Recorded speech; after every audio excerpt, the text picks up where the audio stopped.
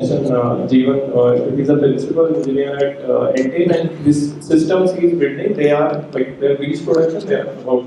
Yeah, one is running for 2 years. Yeah. So we are trying to get into another one. That's why we're exploring better ways to do it. Currently, we are running IF flat in production. That's like just to give a scale. We are translating 25 different languages. I think few lakhs per day, translating and stuff. The specific context linked to gaming or trade data or something like that. So it means heavy RAG, but we are using Postgres and PG vectors there as extension. But that's almost 2 years solution. Today we have another requirement, and that's why we're exploring a lot of other ways to do it today. Yeah. Interesting. Yeah. You guys should catch Jeevan after his talk. We're gonna not think through of what the scale is going to be, what data sources, and what are the different domains that we'll be talking to. And at some point, the bill is going to be so huge that people start questioning, do we even need this, right? So today our talk is mostly around those. I think my resolution is not that great. Okay, so we'll be talking about those trade-offs that we make and some of those decisions that we want to take it up early so that we make a more of an informed choice and we can scale much more in an extendable way. People ask me, like, what is that? What's the best code? I think you would have heard about this term, right? What's the best code you have written? It does not exist. Similarly, what's the best architecture that's ever been created? Does not exist. It's for me the scaled down version of it to ask that question is that something architecture which can be extended without a throwaway solution, which need not be rewritten every now and then, is a good definition of good architecture. Everything we speak about today will be related to that, right? So I think we'll be starting out with talking about simple embeddings to all the way to what are those decision metrics and simple takeaways that we can go with from production, anything that goes in between with some techniques that we'll be talking about. Given that it's a very not much of a time, I think we'll be crunching a lot of stuff and leaving out for you to take away and read up more. Right? So this is what we'll be doing. Embeddings, I think most of you would have seen. The text gets converted to a bunch of numbers. In this case, we have 384 dimensions. Usually it's 15,500 or 1,024,034 something which is that I would have seen. Right? So now the problem with this is that when we start talking about scale and stuff, but before that we try to understand. But I see that some of them are getting started right off. Some are from colleges as well. At the end of the day, we just convert this text into numbers, and these we call as embeddings. And how we convert it, we are not talking about this. I think I spoke about this 5 months before in one of the talks, and I can share recording on the same. Right. So now, given that the flight got cancelled, the airline got delayed, though there are no any terms in the words that are not matching. Even if you run some kind of a similarity, right? Either it's a cosine similarity or some distance factors. The first two sentences will have a high chances that both are kind of same. Just to visualize, I mean, it's a very rudimentary demo that I'm just putting up here, right? So I just ran that embedding intro. Right now, my flight got cancelled. The airline delayed my trip. If you look at that, the match is at almost 73%. Right? So, but other things like stock market it does not match. So the code is not that fancy here. It's just you are doing a simple cosine similarity. Right? At the end of the what is cosine similarity? It's just taking on the direction. This vector and the other vector that we compare are in the same direction. What is the angle difference between it? Like a sine and cosine difference that we are back in colleges. That's what we are talking about here, right? So now, those are vectors. The problem is that I'm keeping it in Postgres because we don't want to talk about any fancy vector-specific data because most of you would have worked around MySQL or TSQL. So keeping it simple. This is the simple query that we might run when we start about comparing two vectors, comparing one embedding from the embedding. The arrow that you see, this is a specialized stuff for cosine distance, right? So for Euclidean distance, that's a different form. I mean, distance notation and whatnot. Now this is fine, but the thing is that with vectors, you will have to compare the entire database to figure out the similarity. Now this works well when the number of dimensions, the number of rows that you have is in less than a few millions, but when it goes 100 million, that's where the problem starts, right? So today I think our talk is mostly around those. when the number of rows increases, the first thing as any dev or any software engineer that comes in the mind is that, like, okay, let's do some indexing, right? So the first thing is B-tree, and you would have seen this in college, and you would have implemented this in one of the other ways where we sort the order of figuring out which data is where, and for textual we do lexicographical ordering, and that's how we do less sorting. But look at this vectors, right? So these are just numbers. How do I sort them? There's no direct way to even sort them, right? So even if you have to do that, like you figure out like you can sort within a vector, but how do I say that like okay A is greater than B or B is greater than C? Doesn't make sense. Yeah, in at least in a direct fashion. Of course, we can do some mathematical where we can stuff every add some multipliers or use a summation and like do something, but it does not scale well, right? So and with V plus C and whatnot, it's more of an exact match. That's what we do. Right? But now, since we cannot use B plus C because there's no sort ordering, can we do some kind of an approximation? Right? So can we live with approximation? We don't need exact, right? So let's talk on that. So the way instead, if you don't have B plus C, in vector world, these are the two popular ones that we use. I think one of them we are already using in production. Um, the fancy indexes, right? Let's speak a little bit more on this, right? So I talk about IVF flat as means is inverted file flat compression, quite a mouthful. Now, why is it called inverted? Similar to like how we do IDF and TF, being using indices or your elastic. Instead of storing what a particular document contains, what I'm storing is that what these terms are containing, which are the other docs. Let's say I'm searching for a term called lot of rings. This term is there in which other documents. That's an inverted way to look at the file system and the indexes, like similar to library search. At the build time of this particular index, what I'm going to do is that I'm going to create this 50 clusters. This cluster is related to, let's say, one book's related to CS, another book is related to geology. One second, I'm not sharing that. Sorry, forgot to share the screen. Okay.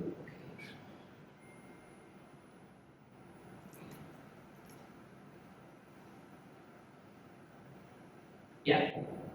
We're going to create this 50 clusters of different elements, and we're creating the clusters of these are vectors at the end of the day. That's our build time. Now, when a query comes in related to, let's say, I'm searching a book for DSA, for that matter, and what I'm going to do is that instead of searching all the vectors, I'm going to searching into only one vector in each of these clusters, which is the centroid of it. So that's how I do some kind of an approximation, like right. So as a aim is approximate nearest neighbor, and once I search with these two nearest clusters, then I'm going to search with inside them. So that is IVF flat at the very high level, and that's one indexing that we can do. And the second one is hierarchical language in small words. This is more of like creating this is your highways, this is your ring roads, and this is your like gully streets. Right? So to start from the top, I mean, at the build time, yeah, this shitloads are trying to create those indexes. You can also see the problems here, right? So every time I have to recreate those as the new data gets added. So that's a trade-off that we'll talk about at the last, right? So the build time problems, then the query, right? When the query starts in, I start at the top layer. Now, let's say I'm in Bangalore, I want to go to some street in Hyderabad. So I'm going to take the NH something, then I'm going to take the ring road there, then I'm going to land on my office Gachibowli something, right? So that's how the indexing kind of works in at the level. Now the problem with these two popular indexes, we are actually running this in production, and actually we don't have any problem today, but there are other use cases where this won't suffice for us. And that's where we did more exploration what we could do next. Right? So the problem with these two indices is that all of this lives in, okay, this is in the text. All of this lives in the RAM in memory. At least that's how it's been designed today, right? So, and this is kind of okay at smaller scale. Let's say if I'm using this is standard dimensions, every other OpenAI text model, the average was you get. Even there are more than 3,000 dimensions as well, and each of the dimensions take let's say 4 bytes. That comes to 6 KB. Just look at this table of like if I have to put up like 100 million, that's the scale that we operate at. That's like the index itself takes more than the vector space, and that's like crazy amount of money just for the vector storage and not taking into consideration the bandwidth, IOPS, and blah blah, right? So that's quite a lot of money, right? So and the problem is that like when you scale much more, right? It's not about the overall cost. It's also about like you're moving from a normal single node or master follower kind of thing to more of a distributed system thing where you have to distribute all your data. That's a difficult problem to handle. I think they have all seen how difficult to manage the distributed system and the operational complexity around it, of what integrity, data syncing, the problems that come up with the delays, right? Clock does not sync at some time, some misses, right? Distributed system, like people more than one person dealing with. So the same problem with computers, and we don't want to get into operational problems, the RAM wall, right? So, and just the cost, many companies or when people start out missing, right? So we start out everything as a POC, things works really good. But when we start scaling, yeah, that's where if we haven't thought through all of this, the defaults of the rule, the default number of rules, like just use HNSW indexing or let's not use Postgres, there's other fancy vector database. I think every other day we see a lot of vector databases. Today, I think I've not used Pinecone as well, but we just go with some recommendations just out of the box, right? But the problem is that it does not go well in the longer term. And also another problem is that we are seeing this space is changing so much that the product system we built that's been running for 2 years now, a lot of things have changed. Now we have to look back, I think I can do a lot of optimization as well. To capture the interfacing problem, every time is more of a rewrite. So that extendable solution for architecture, that's not that holding that well these days, right? So yeah, now two ways to solve this. I think there are multiple ways, but I think at eye level that we're talking about two different things, solutions today. One is the quantization. Quantization is, if I have to put an analogy, right, it's more of you are searching for buying a shoe, let's say in Myntra or something, right? You don't look at the shoe by clicking each one of them, but you look at the thumbnails. How does it look? But I'm talking purely on the looks. You put some filters, but you look at the thumbnails. Then, if you like something, you select 5 or 6 of them. That is more or less what we're talking about quantization here, where we start at eye level, more like looking at thumbnails with some kind of a compression. Then we dig deeper. Then we talk about other stuff, DiskANN, as the name is disk. Now we want to move these vectors which are sitting in the RAM to disk itself. Now you might have the questions, right? Like if you move to disk, it's super slow. Then how do we deal with those problems? Right? So we'll talk about these stuff. Quantization, just diving deeper. I think these two are primarily most widely used, as I see. And these three are the quite famous techniques, right? So scalar, binary, product optimization. Talking about scalar quantization, it's all about like I start from a 32-point floating number to FP16 and then just an integer, right? This range is from 120 minus 128 to 120. It's just like you're approximating the entire vector space into smaller chunks or small buckets, right? So, and I don't know if you, at least I wrote this program in second year of college where you had to floating point numbers in computer organization in the lab, and it was painful. You can imagine how floating point numbers are, how complex is it, right? So, and we are not even talking about multiplications of matrices with floating point numbers, just the addition and stuff, right? So, and with this approximation itself, you get like almost 2x and 4x compression. Now, we'll talk about like if we compress all this data, how do we get the accuracy? We'll talk about it later. The second mechanism, popular one, is a binary quantization. I change if it's above 0, I just change it to 1. If it's negative, I just change it to 0. Right? So this is crazy, ridiculous compression. Right? So if there are like 4 elements, I just change it to 0, 1, 0, 1, 0, 1. That's almost like 32x, right? Converting the 8 bit to just 1 bit. Say 8 bytes to 1 byte, right? So that's, and product quantization is all about like just use another analogy. I break down the entire vector into like multiple spaces. If it's almost like 1300 something, I break it into 128, 128, 256, and within that range, I'm going to create one centroid, and I'm going to use the centroid for all my categorization and initial ones, so that like I don't have to use the entire vector. So this is a little more complex, but yeah, I hope that analogy works. But in production, right, we don't do all this fancy stuff. We just start with binary quantization where using this approximation, we just get this top 1,000 point candidate. It's super quick because it's so much compressed. I can now compare or do those calculations much more faster way and get 1,000 candidates. After that, in those 1,000 candidates, I'm gonna call upon the actual vectors which are in floating point 32 bytes. And this is where I do the re-ranking. This is where my approximation changes to more of the re-ranking, where I get the much more accuracy, where I compute the exact distances from this 1,000 candidates. So this is the usual flow in production what we do, where we start with some approximation with binary quantization, where I get some 1,000, like similar to like looking at a Mitra page with some shoe that I want to buy. I'm looking at few candidates, just looking at the thumbnail. With that, I'm going to filter out more. And I'm going to look at each more details, like does my size work, does my styles work, or whatever, right? So looking at those details. Yeah, now there's a more of visual where I change very high resolution image to a thumbnail which is not that great resolution, right? So similar stuff, and here is the chunk, right? At the end of the day, then the memory is so low, instead of like 614 gigs, 19 gigs is so low for me to deal with, right? For 100 millimeters. That's the thing, I mean, it's approximation of many things, just giving the visual to understand this better. A quick demo on this, I think I've already ran it, I think.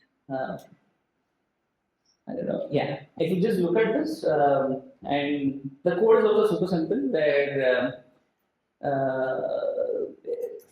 yeah, it's just doing a scalar quantization, binary quantization. It's just converting vector values greater than 0, just doing 0 or 1. That's it. Or in this case, scalar quantization, it's just bucketing into minus 158, 128 to plus 128 by dividing scaling into 250, 255 range, right? The integer INT8. That's it. If you look at the sizes now, this is where the amount of size that we have reduced from 59 MB to 20. That's quite crazy. Right? So now we solve the okay. Now I think we compress stuff out, right? Now we have shrink the vectors. We have approximated it, but there is a problem. Right? There's at much more higher scale, you cannot still deal with loading everything in that with the same HNSW or IVF flat indexes. This is where DiskANN solution comes in. Imagine, I think you would have, I don't know if you have seen this video by Veritasium. Okay, let's run through with you, right? So, giving a analogy, you can find any person in the world with just 6 ops. It's actually a study that went in.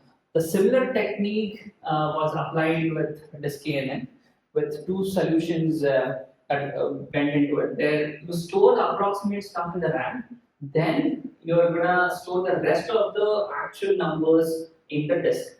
And within the disk, you won't do multiple ops. The ops will be less than like 10 to 20.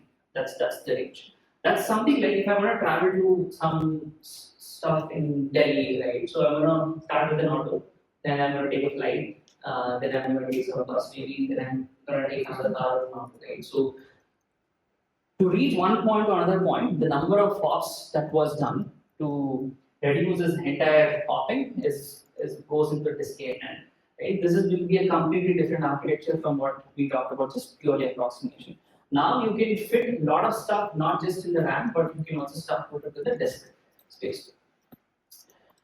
Briefly touching on this, the problem in the day-to-day database is that we don't search in that database. We usually filter things out, but that does not happen using our indexes or vector space, because it has to search the entire rows. And doing both pre-filtering and post-filtering does not work out. I'm rushing through this because of time.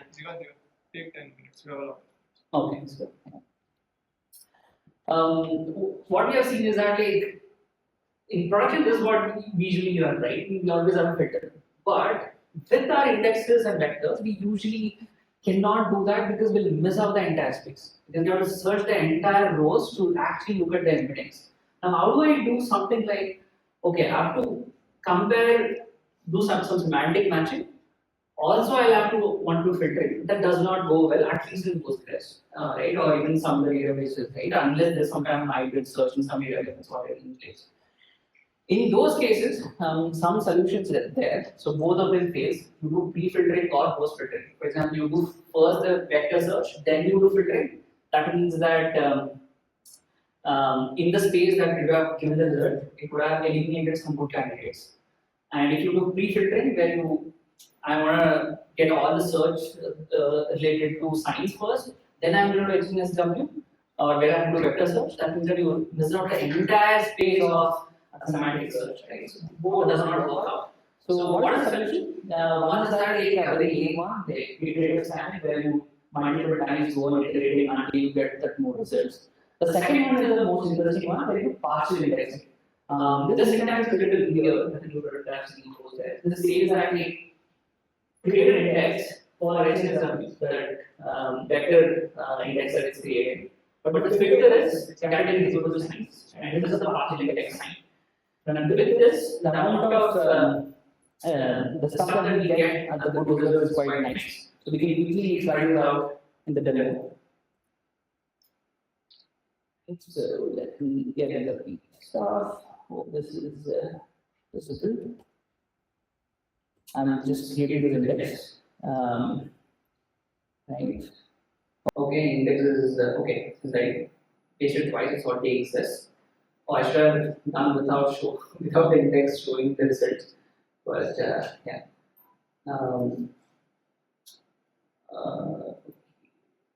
Let me probably do an explain analyze on if it's actually using the index or not. Why doesn't it exist?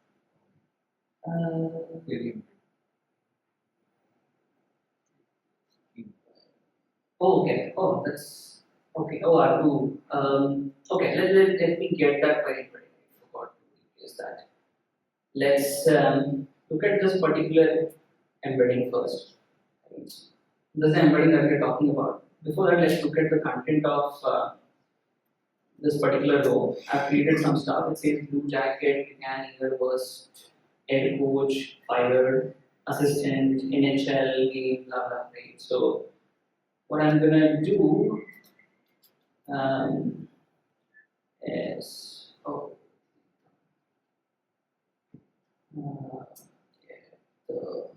the thing.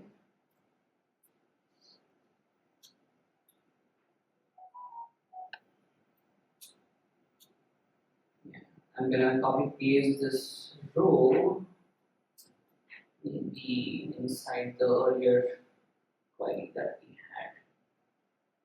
Select command. Oh, same one.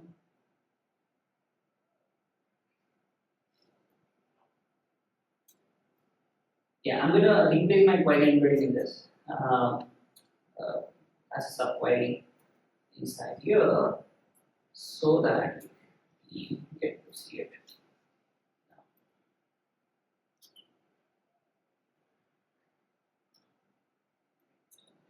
Okay.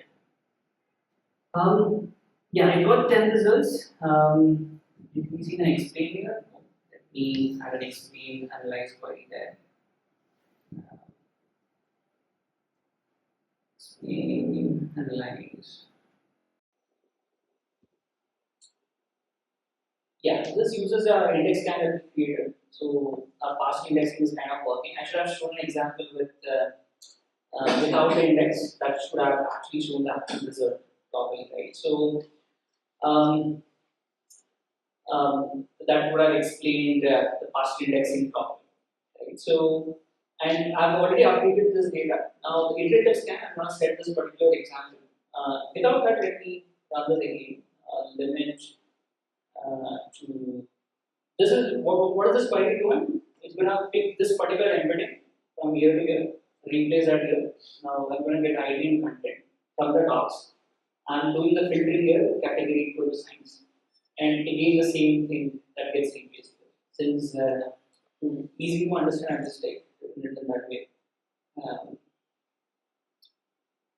So I asked for limit equal to 100, but we got only 40 results because we didn't do the data scanning when it set it yet.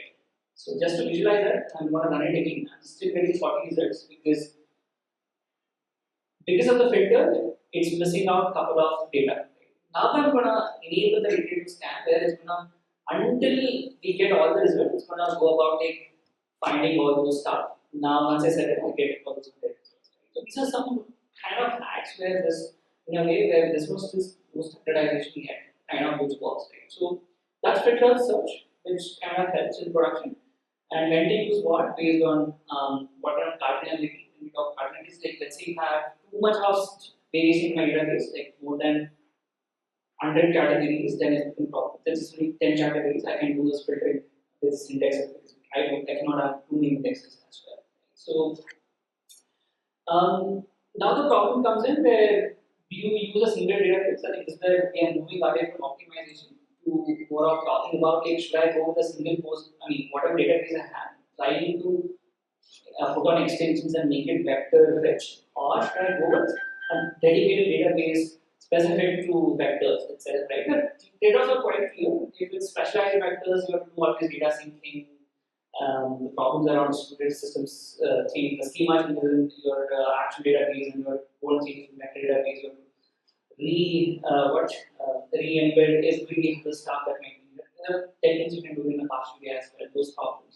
And if you just do it in a one database, be it MongoDB or Postgres or something, there are other problems where at one point it starts breaking. Right? So in problems around Postgres specifically, to see those problems where it does not get stored everything in RAM, it pushes through your disk, the problems around vacuum problems, whenever you update the docs. So all this movement takes also come. There's no clear winner on okay, which one is good and which one is bad. But yeah, there is a genuine trade-off in either of them, but you have to figure out more only for your use case and for your constraints what is better. Now, how is it done in production? I think we have not implemented this yet, but this is what we need here. Like we don't do only vector search all the time. Can we combine two things with exact text matching with vector search? The best of both worlds. BM25 is nothing but best match version 25. That's what they call it. It's at the end of the day just like full text search. Can we combine the database's full text search with the vector search? Both the results, combine them and give it back. That's the more of like the go-to standard today. And the merging technique is called RF, it's a Google Grand Fusion. So you can Google that up on what that happens. But at the end of the day, just picking out the best of both worlds and giving it back as a result. This is much more cost optimized, and the accuracy is quite great in one thing. So, and out of the box, some databases support this by default. MongoDB supports this today out of the box. Right? The true trade-off comes from the word recall and the latency. Recall is more of like what are those exact. If I have 10 exact matches, out of those 10 exact matches, how many did I get from my vector search? Right? That number. If it's 9 out of 10, it's like then it's 9 by 10 is the recall, right? So there's a clear today at least we have that trade-off that we want to make between recall and latency, and some parameters that you can do. If I have that goal says that like how many clusters do I search? If it's 1, it's just searching 1 cluster. If it's 5, it's searching 5. There's always a cost associated. And EF is exploration factor, it's a one parameter that we use in HNSW. And the higher the number, that exploration factor is more like how many good candidates or buckets I should see. And as it increases, you will have more problems in terms of the latency. So, and with that, like one decision matrix just for you to take away. If you want super high precision, you're doing some exact fraud detection and stuff, then you need very high precision. Then you can go with all of those. But still there's a problem that like you want it in a sub latency. So which methods that we discussed we talk about. And a couple of things at the top where you just need knowledge, just calculating everything. You don't need all this fancy stuff, you go with something simple. Right? So for you guys to take away, just rushing through the time.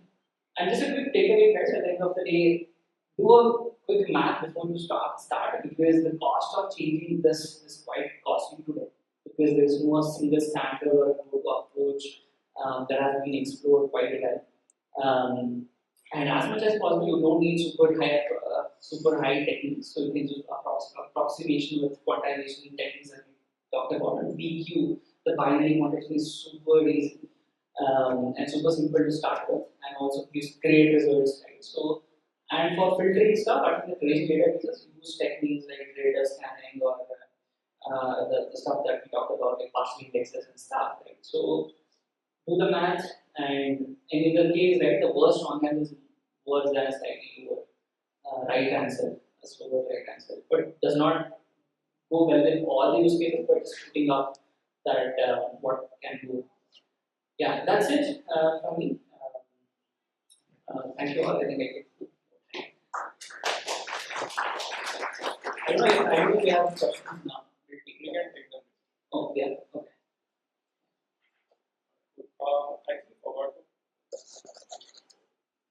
Actually forgot to mention Jeevan, he's a principal engineer at Entain, and this systems he's building, they are like their reach production, they are about One is running for 2 years. Yeah. So we are trying to get into another one. That's why we're exploring better ways to do it. Currently we are running IF flat in production.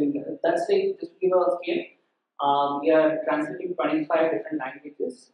I think few lakhs per day, translating and stuff. The specific context into gaming or trade data or something like that. So it means every rack, but we are using Postgres and PG vectors there as extension. But that's almost 2 years solution. Today we have another requirement, and that's why we're exploring a lot of other ways to do it. interesting. Yeah. You guys should catch Jeevan after his talk and quiz him about all these areas. And by the way, we are at 26 of 42, so I'm pretty sure he has a lot of other. That's appendix. Let's let him bring on. Yeah.